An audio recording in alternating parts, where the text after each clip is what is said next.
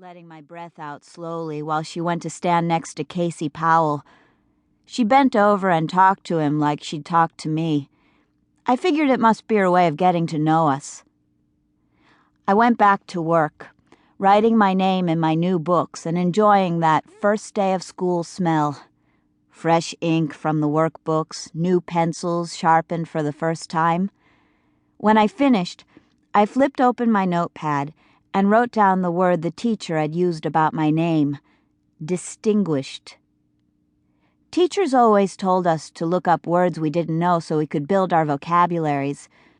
Most kids just waited till they got home and asked their parents. I always had to look them up. I couldn't ask Papa what English words meant.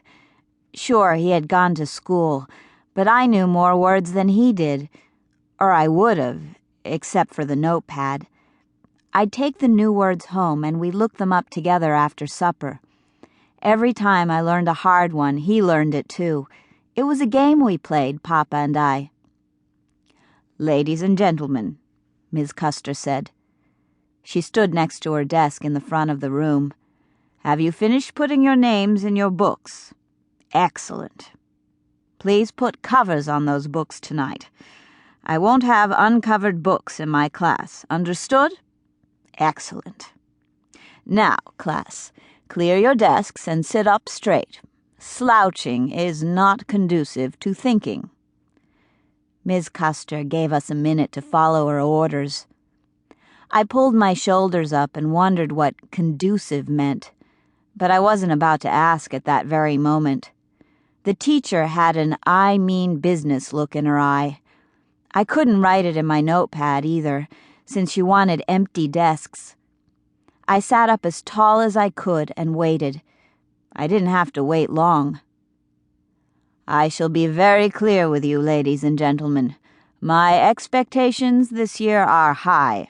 I don't want slouching in your posture or your work habits. I value honesty, curiosity, and hard work. I expect that of myself, and I expect that of each of you. In addition, I require respect in my classroom. I will respect you. You will respect me. And you will respect each other. That's it. Those are the rules. Live with them, and you will succeed. Break them, and you will not. Questions?" It got so quiet I could hear a fly buzzing in the front window by the blackboard. I traded looks with Casey Powell. I rolled my eyes. He scowled. Ms. Custer sounded tough, all right. She wasn't tall, but she had wide shoulders, short, no-nonsense gray hair, and what you might call a firm jaw. If our school had had a football team, she'd have been the coach. "You may have noticed that you didn't get a social studies book or a reading text," she went on. "And you won't be getting one either." She opened a pack of unlined white paper and passed sheets out to each row. I tossed Casey a frown. Would we spend the whole year on math and science? Wouldn't bother me, but he'd hate it. His brain froze up in math. He shrugged. Nobody from last year's 6th grade class had prepared us for this part. The teacher's hands went to her hips, and she stood at attention. "No, ladies and gentlemen, we'll study the world this year.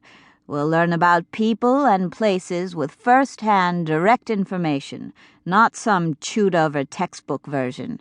This will cross over into our science, reading, and social studies lessons." Casey made chewing motions and crossed his eyes like some maniac cow. I bit my lip to keep from laughing. Sissy Norman's hand shot up. "Ms. Custer, how can we learn about the world firsthand? Nobody here has ever crossed an ocean. Give me a moment, young lady, and you'll see." Ms. Custer held up a sheet of paper with writing on it. "You have in front of you a sheet of good paper. Write your name in the center of the very bottom of the page. Write your birth date next to it. Use ink, please."